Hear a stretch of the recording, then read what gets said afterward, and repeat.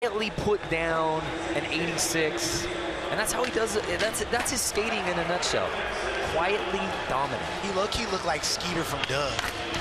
I'm not gonna lie. Oh, if you had an over-under on how many Doug references we were gonna have on the broadcast, and even one, congratulations.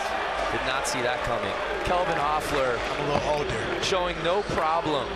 Being Brazilian. Showing no problem being Brazilian, showing no problem with this course out here at US Bank Stadium, the inaugural X Games Minneapolis. Can you kickflip front blunt, come out forward? Bruh, what? Just kick. And here's what's amazing, he's following up the hometown kid. That's a lot of pressure.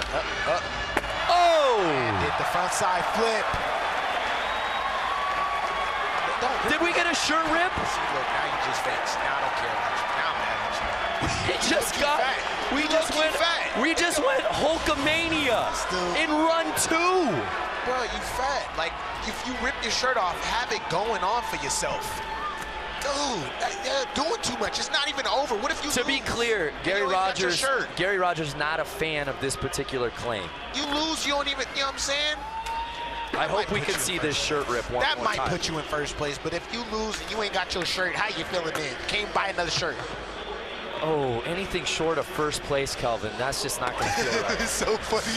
He doesn't get first place, and he fat. A 92.33. Kelvin knew what he was doing.